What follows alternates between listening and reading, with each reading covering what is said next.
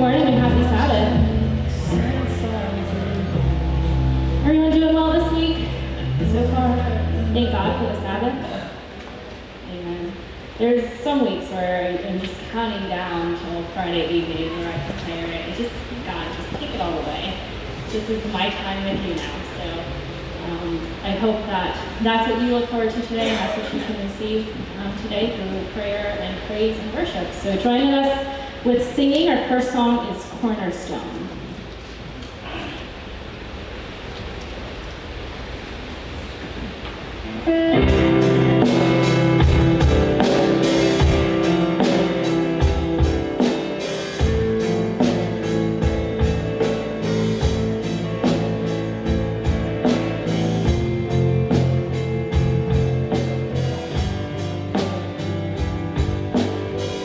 My home is built on nothing less.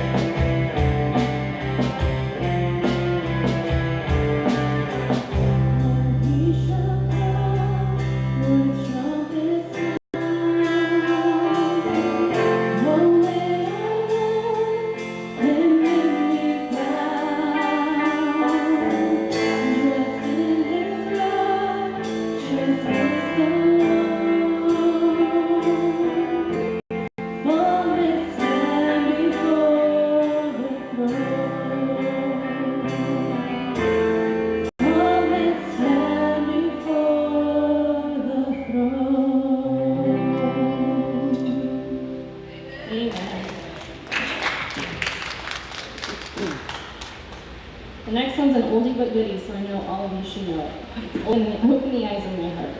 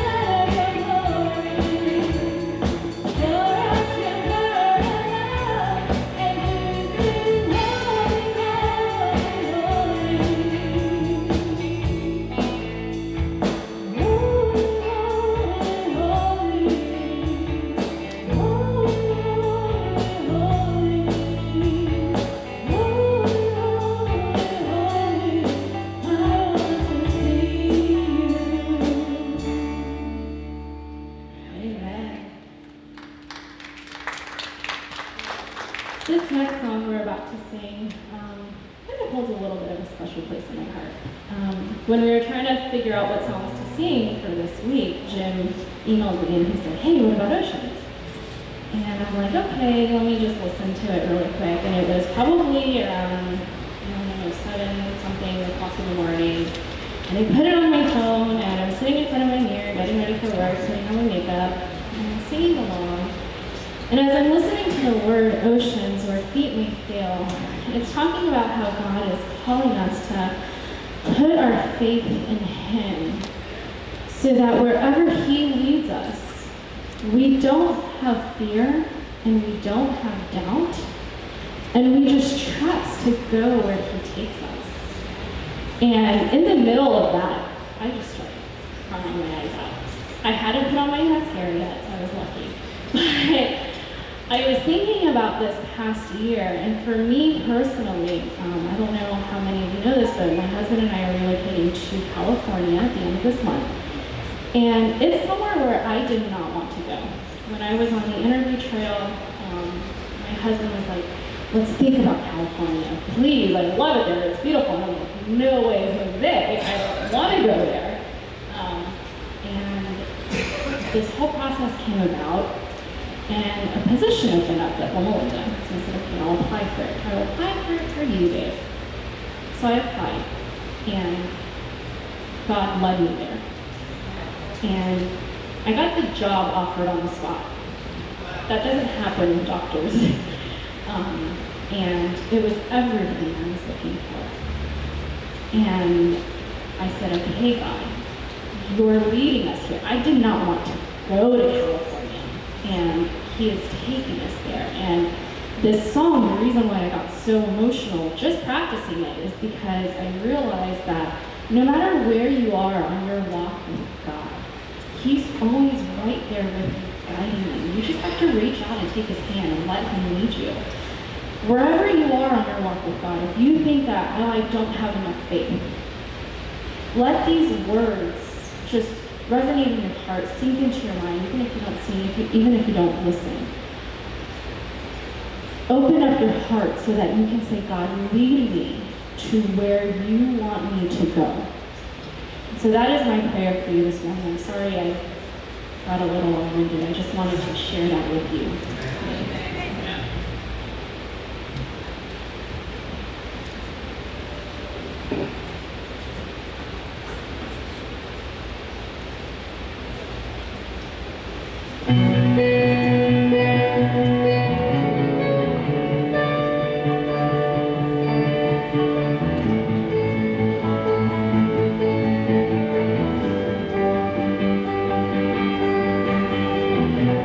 You call me out.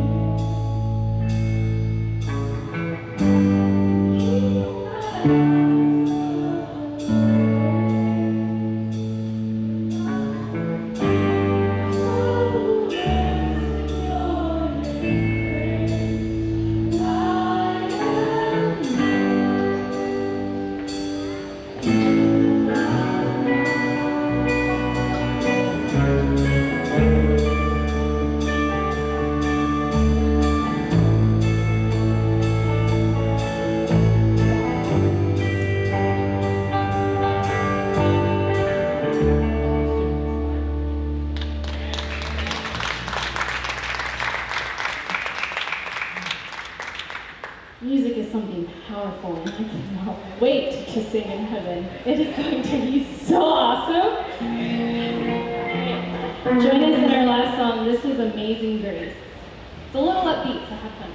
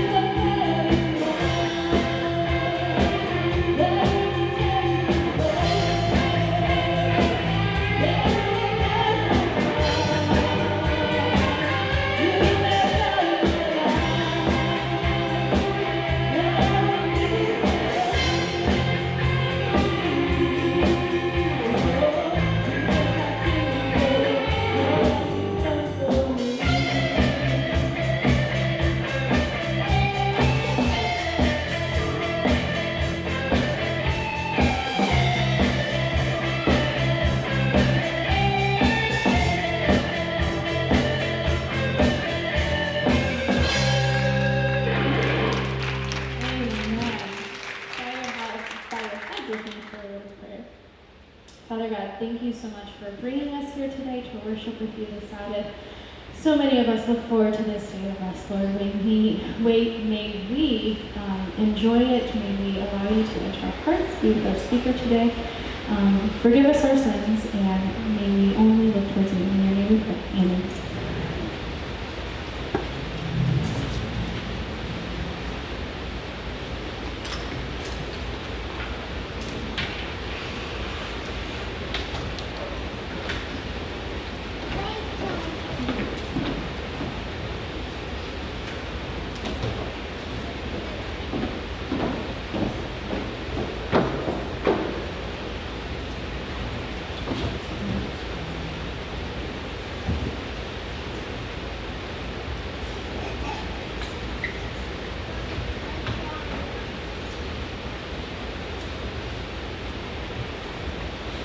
So we've been in this series called Money for Life.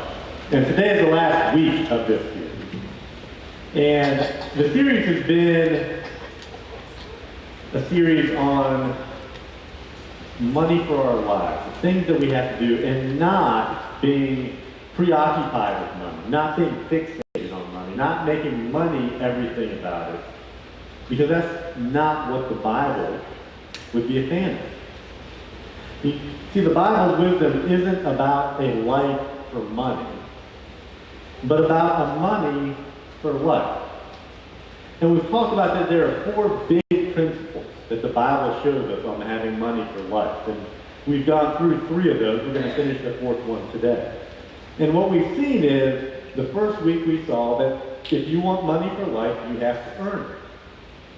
And then the second week we saw that if you want money for life, you have to save it.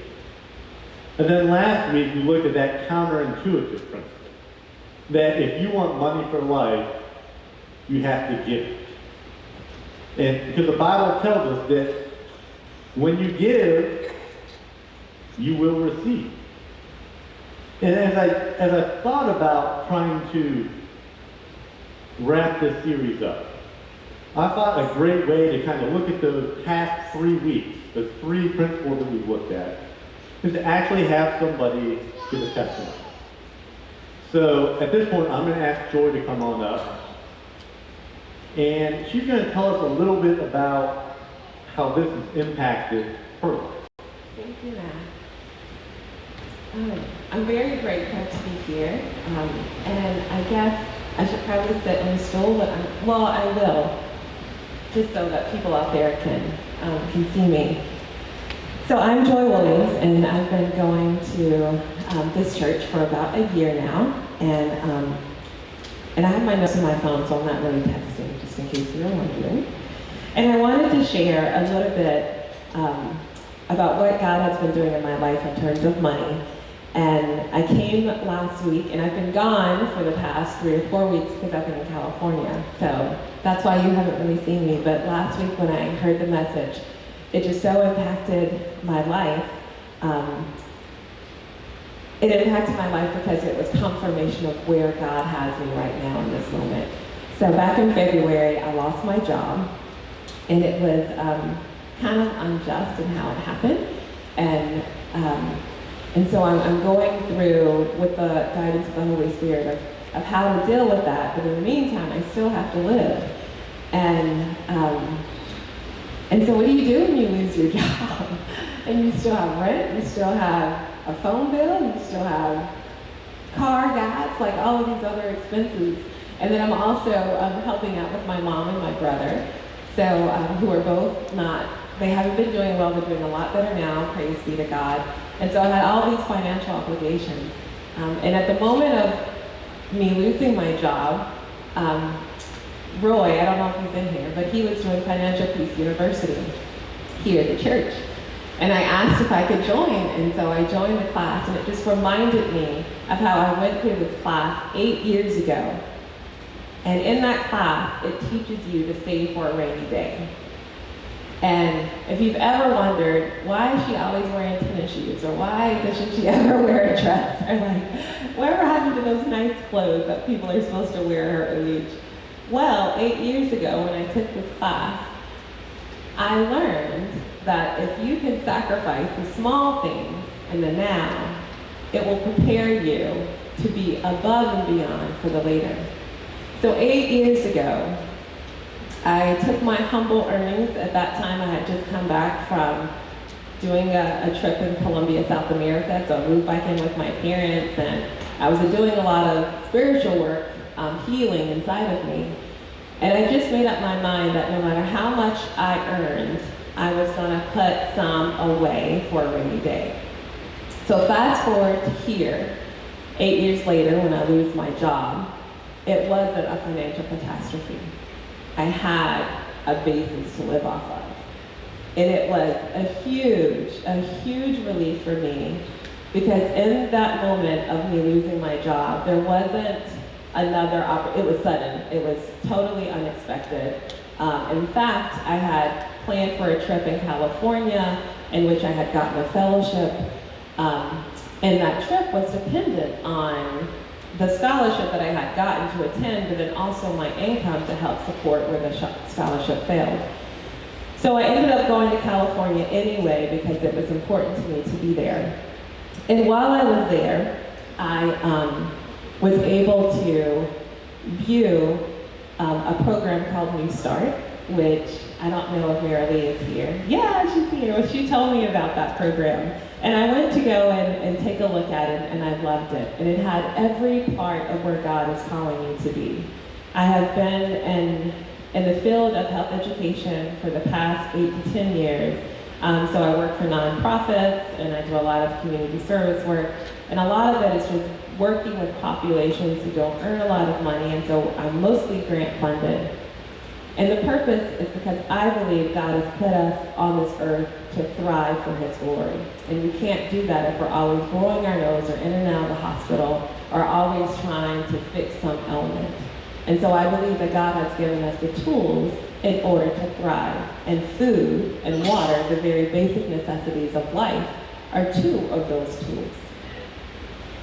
And so as I have, in between these 8 years, between when I first took Financial Peace and when I took it this time, I began to remind myself of the truth that God has already put in His Word about money. One, as what Matt has already said, you have to earn it. And so no matter what I did within those 8 years, I worked at the Y as a lifeguard, I babysat, I was a nanny. When I lost my job in February, I worked at the furniture market. I also sold t-shirts. I did like odd jobs just to have an income. And still, I kept to the promise that God had put in my heart to be faithful to. So when I was going to a church in Chapel Hill, Carborough about 3 years ago, there was lots of transition happening, and there was a fallout of the pastors, and there was just a lot of, and I'm sure many of you can relate to this, there was just a lot of messiness that was happening that I didn't agree to. And a lot of it had to do with how the money, the big, larger church budget, was being spent. And I wanted to rebel, And one night when I was praying against what was happening, God told me to double what I was given. And I was irate. I was like, what? It's like, I'm already given 10%. But I heard God specifically say, you need to double it. Because what they do with the church money budget is between them and God. I still have an obligation to give because that is between me and God. So that's what I did. I started giving 20% of whatever it was that I earned. And I kept that up. And so when I lost my job in February, I remember within the Financial Peace University, they encourage you to have an outside person to review your budget. And so the outside person that I chose to review my budget, he was looking at what I had put down for my figures. He was like, okay, well, this is how much you're going to be earning for the rest of February, because it was the beginning of February when I lost my job, so I still had whatever I had worked those hours. I had still earned those, so I was going to get a paycheck for that. And he saw where I had put down 20% for my time. He was like, oh, wait, what is that number? I was like, oh, that's what I'm going to give to the church. And he goes, oh, I wouldn't do that. And I was like, what do you mean you wouldn't do that? He was like, well, you don't know where your next income, like you don't know what's going, you don't have a job. You don't know where your next money is going to come from. I would just wait until the end of the month and then do a total of what you did. I was like, no, I can't do that. This is what I've committed to, and it's natural that I'm going to give this, so I'm going to give it and just trust God. And he's a Christian, and he looks at me, he goes, oh, well then, I must not have that much faith, because that's not what I would do. I was like, that's okay, but it's what I'm going to do. And so that leads me into Matt's third point of you have to give it. God has spoken to me in very clear ways about giving money to others. And I can say that after leaving California, the way that people gave to me there, because I didn't have a job, so I didn't have a place to go when I was there. It was total faith. I asked people who are custodians if I could stay in their house, and they let me. I asked, I went to a church, and after the church, I spoke to the pastor's wife, and I was like, I don't have a place to stay, and they found a couch in the office above that I stayed one night. I mean, it was a total freedom that I found. And so what we do with the money that God gives us, it makes God's kingdom grow and flourish in ways that we will never know. And I'll end with this one story. When I came back, I'm sure all of us, when you're driving in a car, you have a little pocket of change that I don't know what you do with, but I know typically people may give it to people on the side of the road who are asking for money or asking for jobs or something like that. Oh, sorry, Matt. I think it was maybe 5 or so years ago, I heard someone say, oh, don't give money to people on the street because they'll just buy drugs or alcohol with. And so I stopped. Instead, I would have food, or I would say, oh, I'll buy you something to eat. And so that's what I would do. But when I came back from California, there was an overwhelming sense of joy that I had, but I definitely had it, and it showed in what I was doing with the change in my car. Because whenever I would pass someone with a sign, I would just give them money. I would just give them whatever I had. And I was like, is that okay? Do you accept pennies? Yeah, we accept pennies. I'm like, great, that's what I have. I'll give it all to you. And there was this one man I was passing, and he had a sign, and I just rolled down my window and I said, here's some money. And then I read a sign. I was like, oh, I'm sorry, did I offend you? Because you're really asking for a job, and I just assumed you wanted my change. It's like, I am renovating a house. It's a house that my dad left when he passed 3 years ago. And I was like, and so I may have work for you. And if I do, I'll come back and I'll let you know. He was like, oh, it's okay, don't worry. I'll take the money, that's fine. And thank you if you do have a job for me. And that just let me know that we as Christians, sometimes we take the messages and the conclusions that other people have deemed about the people that God has loved, and we take that as true. before stopping and letting our eyes, whether we can see or not, letting our hearts be open to the reality that's in front of us and letting the Holy Spirit interpret the meaning of that. And that taught me such a good life lesson of where I am now. And that song that Rochelle sang, Oceans, that Rochelle and Liz sang, it was a beautiful song, and I love that song. And it's a timely song. When my dad passed away June 9, 3 years ago, that was one of the few songs that really got me through that emotional time. And this house that's being renovated is the fruit of 8 years ago of saving and the generosity of a contractor who was willing to work with me for the budget that I had.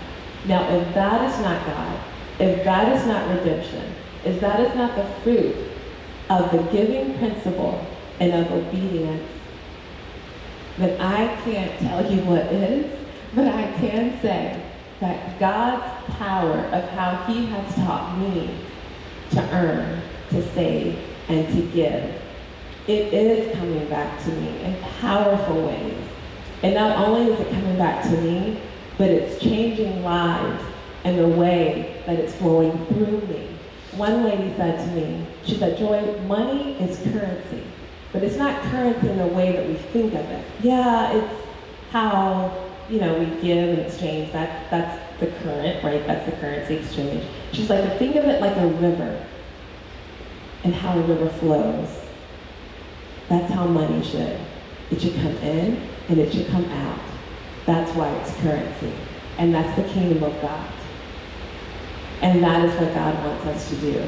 And it's only a tool of how His kingdom can come now as it is in heaven. Amen? Amen. Thank you so much for listening to me, and thank you, Matt.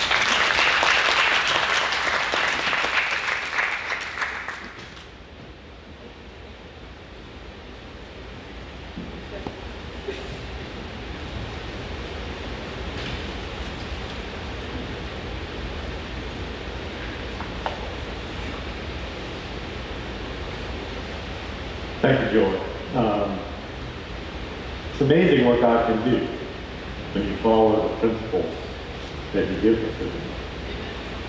And we're going to have the opportunity this week and in some following weeks to demonstrate some of that.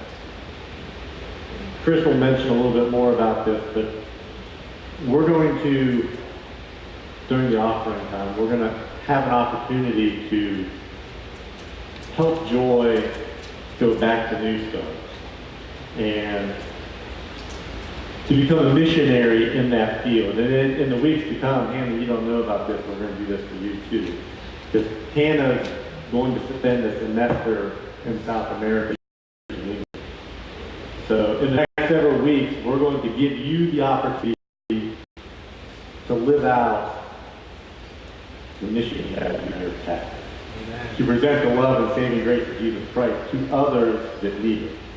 So listen up to those changes. So today we're again finishing this series with the fourth big principle that the Bible tells us. And that principle is, if you want money for life, you have to control it. You have to plan for its use. You have to manage it. Yes, the dreaded B word, budget. We hate that word, don't we? It's almost like the word diet. The other dreaded D word, not the B word. You see, budgeting feels like it's all about what we can't do, all that we can't have. But that's thinking about it all wrong. Did you know that the word budget never appears within the Bible? It's not there. But you know what is there? The word plan. Some examples in the book of Proverbs, you find this. Good planning and hard work lead to prosperity, but hasty shortcuts lead to poverty. Pretty straightforward, isn't it? If you work hard and plan things out, you will have financial gain. If you don't plan, you wing it, you play it by ear, make it up as you go, you will not have the money that you need for life. Kind of like that old line, if you fail to plan, you plan to fail. Another example, this one from Jesus. He was teaching about the importance of counting the cost of following him. You see, he doesn't want a quick, superficial commitment that wasn't based on thinking things through before you follow him, or one that was only going to expect blessings and favor and help. So as he was trying to teach this, he needed to come up with an analogy that showed the importance of that, the importance of planning. And we read it in the book of Luke, where it says, "Is there anyone here who, planning to build a new house, doesn't first sit down and figure the cost so you'll know if you can complete it? If you only get the foundation laid and then run out of money, you're going to look pretty foolish. Everyone passing by will poke fun at you. He started something he couldn't finish." You see, Jesus' point is clear. Just like someone wouldn't dream of building a house without a plan, you should also think through what it means to follow him before you sign on. Nobody should ever think about money without a plan. That'd be foolish. If you're going to start a business, you have a business plan. If you're a teacher, you're going to develop a lesson plan. If you're going to build a house, you'll have building plans. And if you're going to reach your financial goals, you need to have a money plan, a budget. And planning isn't about what you can't do, but it's about what you can. So instead of thinking about the word diet when you think about a budget, I want you to think about a different word, still in the food range, but instead of diet, think about the word menu. When you go to a restaurant, you pore over the menu to try and figure out exactly what it is that you want to eat, what you choose to eat. You go through it all. Same thing with money. You need to plan to make sure that what you spend it on is exactly what you want to spend it on. And here's what happens to money without a plan. And this is going to be deep. Are you ready? It gets spent on things that wasn't planned. I told you it's deep. So where does your unplanned money go to? 3 different places. The first, it gets spent on impulse buying. Buying what you didn't plan to buy. In fact, stores are designed to try and get you to buy things impulsively.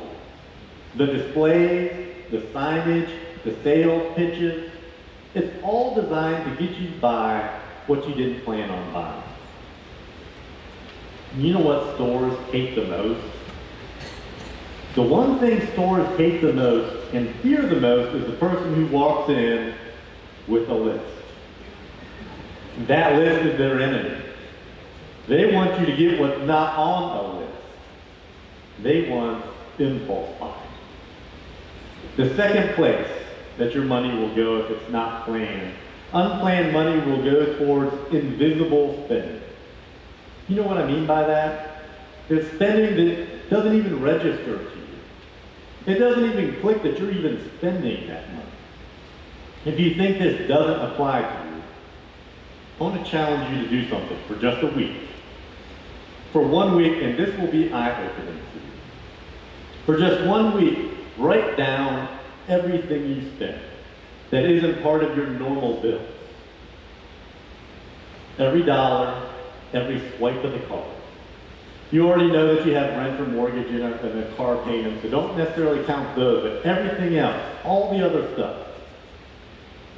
Every grocery bill, Every time you go to CVS or Walgreens, every restaurant, every red box fee, every late fee on a red box.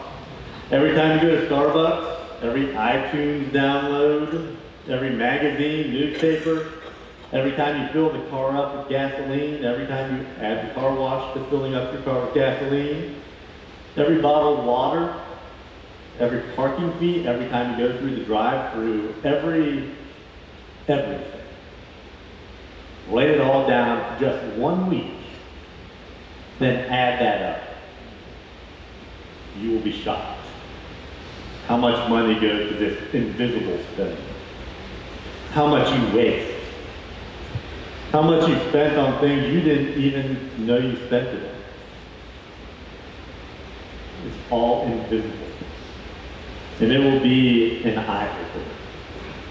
The third thing that we spend money on when we don't plan is debt. You think to yourself, what's another charge? I'm already making the monthly payment. What's a little bit more? It's not that big a deal. And that's what kills us. Because it all adds up. It accumulates. And some of us are drowning in that debt. You see, the question should be, when it comes to buying something, it's pretty simple. Can I afford this? And if you have a plan, you know whether or not you can afford it. Using credit cards distorts that question of whether or not you can afford it. Instead, it says, don't worry about whether you can afford it. The real question is how you can afford it. The less you plan, the more you're subject to that voice in your head that just wants you to go ahead and charge it. So let's say that I've convinced you. During this series, let's say that I've convinced you that you need to change. So how do you plan this? How do you budget? How do you do all these things? Now I'm going to give you the simplest way I know it. It's not necessarily financial peace, but the principles are there. The simplest way that I know is a way that brings together a lot of what we've covered. And it can be life-changing, and it's the principles that are found in the Bible. And it's called the 10-10-80 plan. You see, you start off by taking the first 10% of everything you earn, and you give it to God and His work through your local church. That brings His blessing into and onto your life. The second part of that 10-10-80 plan is that second 10%, and you need to invest that in some type of a savings plan. You need to save it. So with every paycheck, pay yourself. So 10% goes to God, 10% goes to yourself, and the 80% in the 10-10-80 plan, that is what you live on. Give first, save second, and plan out the rest. Really that simple. But you have to map out your spending in a way that fits into that 80%. So let me give you an example. If I had a whiteboard, I probably would write it, but then again, you probably couldn't read my handwriting, so it doesn't matter. Let's take an easy round number. Let's say you make $50,000 a year. First thing you do for the 10-10-80 plan is 10% you're going to give to God. $5,000. Next, you have to subtract out taxes. They still want that money. So on $50,000, you're looking somewhere between 18 to 25% taxes. So let's say, for easy math purposes, because I'm a lawyer, not a mathematician, let's say it's 20%, which is $10,000. Then you have to subtract if you have debt, paying off that debt. Now that number will change for everyone based on the amount of debt you have, but for easy math purposes, I'm going to say another $5,000 a year to pay off debt. So you subtract the amount that you have going in, all those amounts, then you also take that second 10%, which is another $5,000, which goes into your savings. So if you subtract your giving, your taxes, your debt repayment, and your savings, that leaves you with $25,000 on a $50,000 income. That's the 10-10-80 plan in action. And it has teeth. Give first, save second, live on the rest. And if you follow that plan, it will revolutionize your life, much like Joy told us. But you see, we don't do that, do we? Why don't we do that? You see, we bought into a different plan. We don't do the 10-10-80 plan. We have this other plan that we like to follow. And it's a plan that doesn't bring financial freedom, but instead brings financial bondage. See, most of our lives are screwed up when it comes to this plan. We've taken the Bible's wisdom completely out of context and we flipped it upside down. And here's the way that plan works, the plan that most of us are living under. We start off by listing how we want to live in terms of lifestyle. The house we want, the clothes we want, the trips we want to take, how often we want to eat out, the number of flat screens we want on a wall in our house. And it's usually way over what we can actually afford.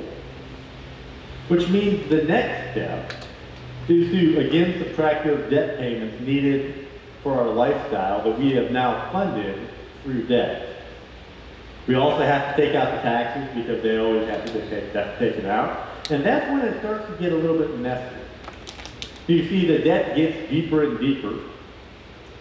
The payments keep getting bigger and bigger and takes up more and more of our income. And we know we should try and save something, but we spent most of it. So we save next to nothing.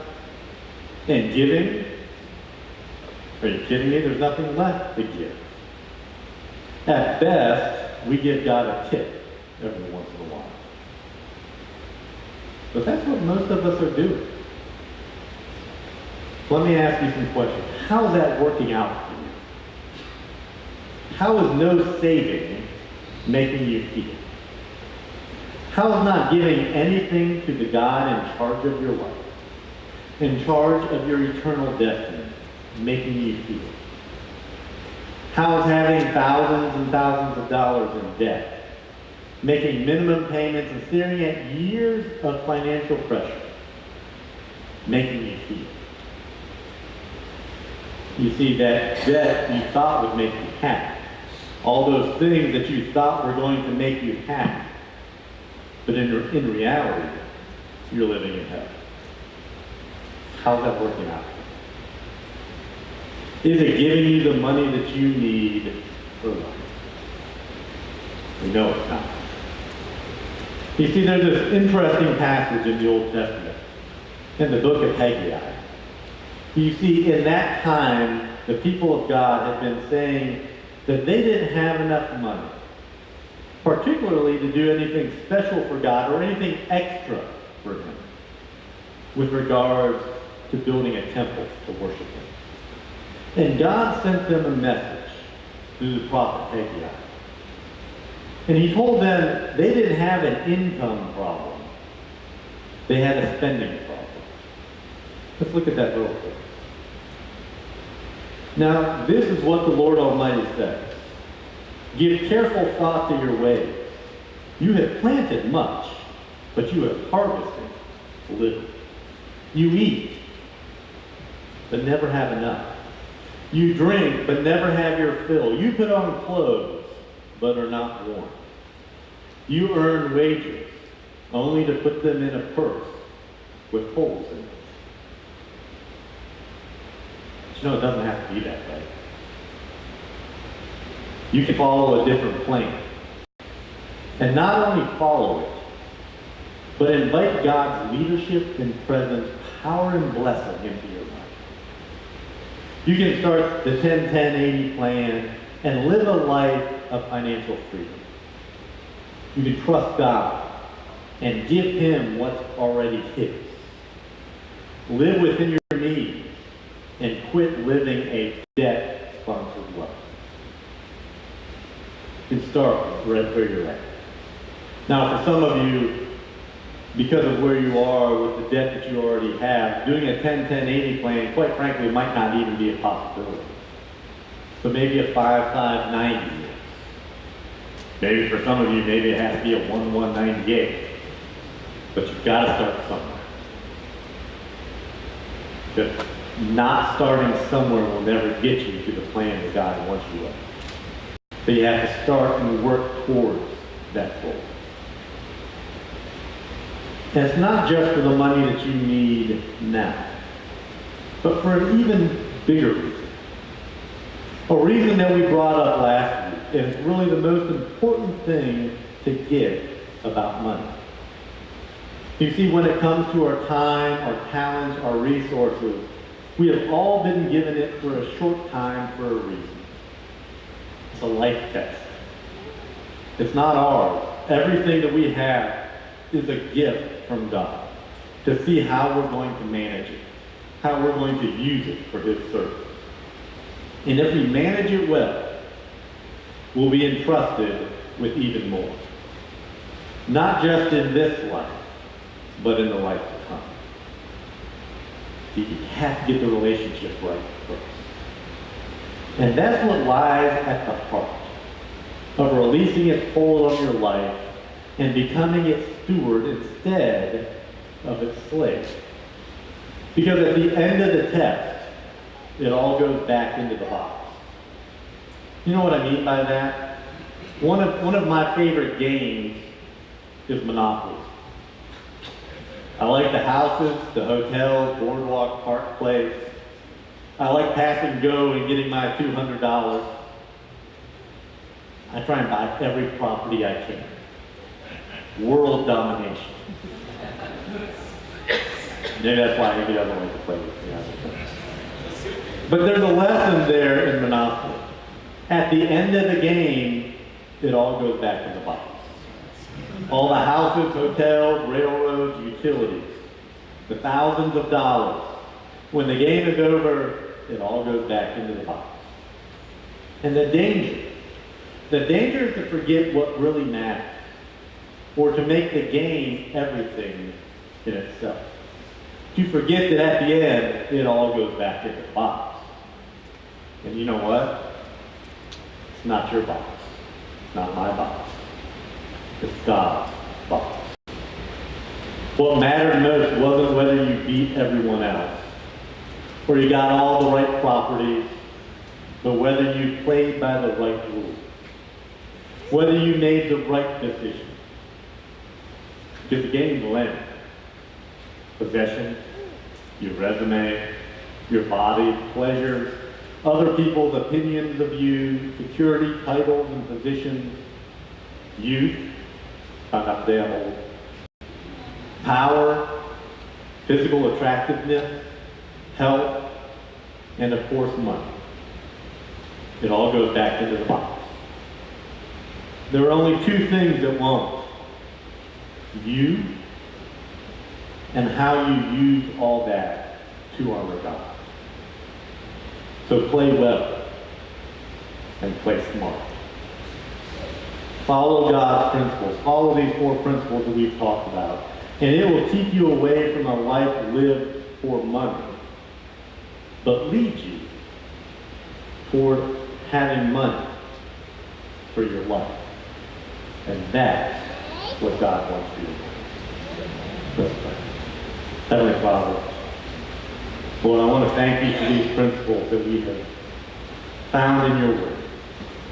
Lord, I want to encourage everyone here to follow those principles in their life, to realize that at the end of the day, it all goes back into the box, and we have this life test, and we have to make a decision to follow you, to play well and to play smart, and to use what we have and what we have been given to bring people closer to you, to share with them the mission here at CAP, to present the love and saving grace of Jesus Christ. And to do that, we need your blessings upon us. So Lord, we just ask that you continue to bless each of us and bless this church. In your Son's name. Amen.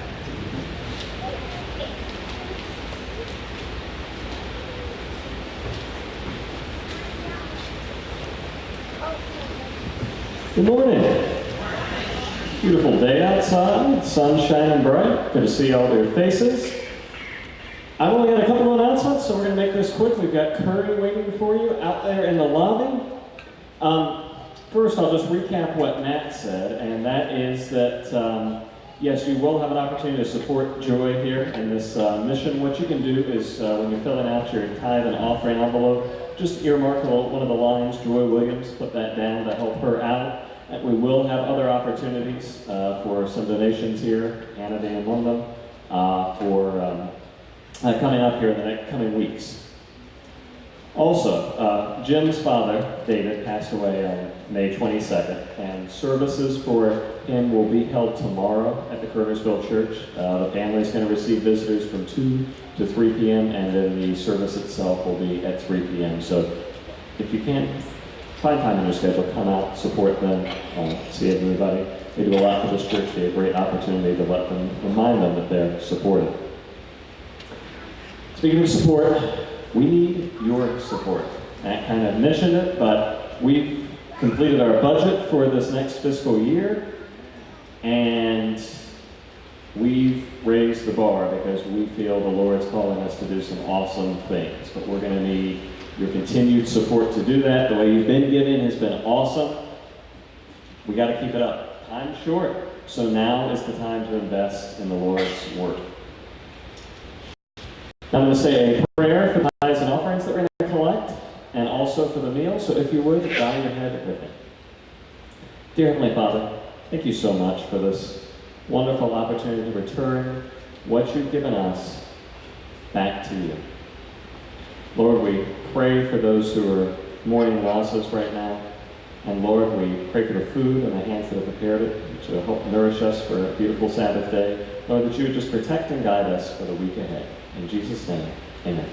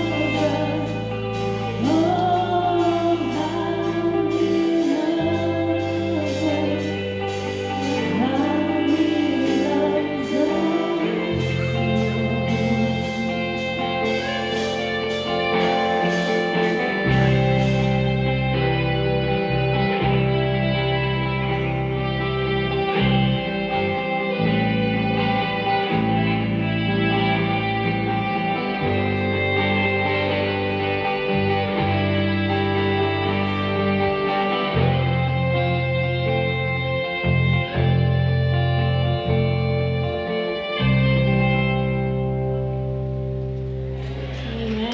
Thank you for choosing Triad Adventist Fellowship to fellowship with us today. We will see you in the lobby where there is curry. Have a happy Sabbath and a blessed week.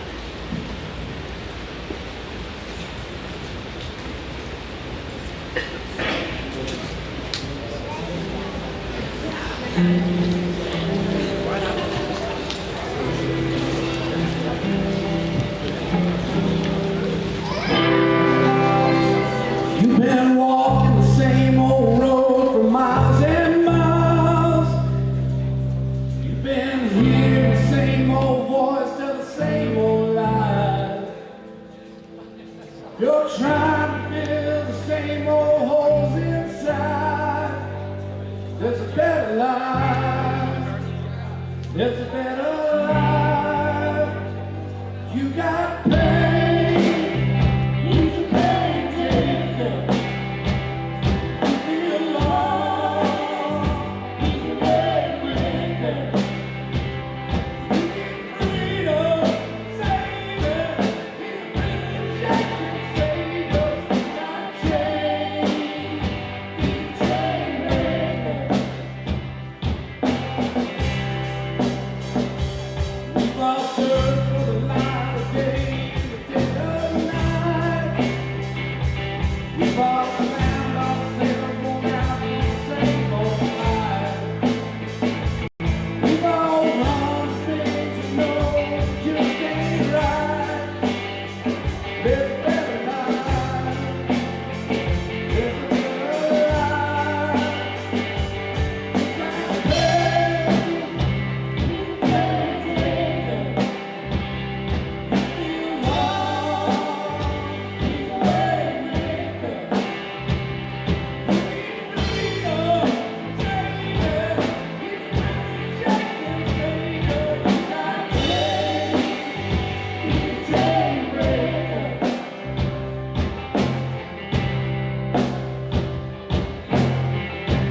You believe it, you can feel it, you receive it.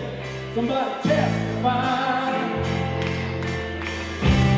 You believe it, you receive it, you can feel it. Somebody testify, testify, yeah. Believe it, you receive it, you can feel it. Somebody testify. He's a pain taker. You know, he's a pain maker. Freedom, savior, he's a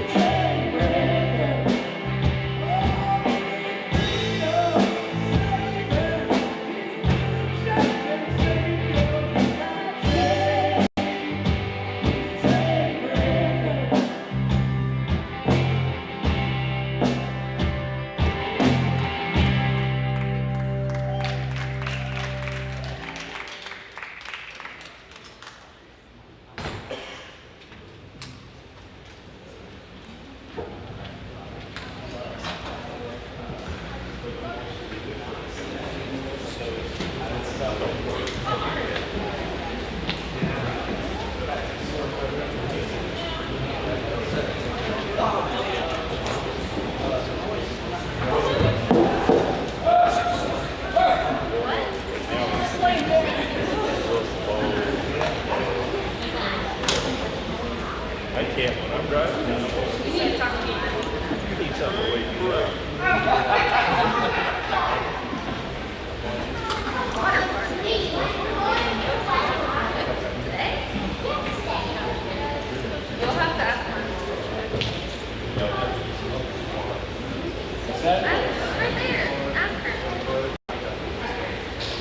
couldn't reach it. Yeah, I was waiting for that note. That's just something I was thinking about they testified. I was like, well, what's that? But it was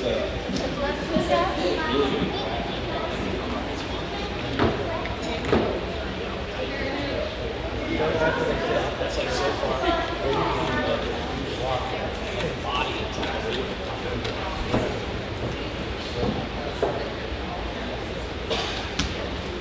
oh, it's easy to describe.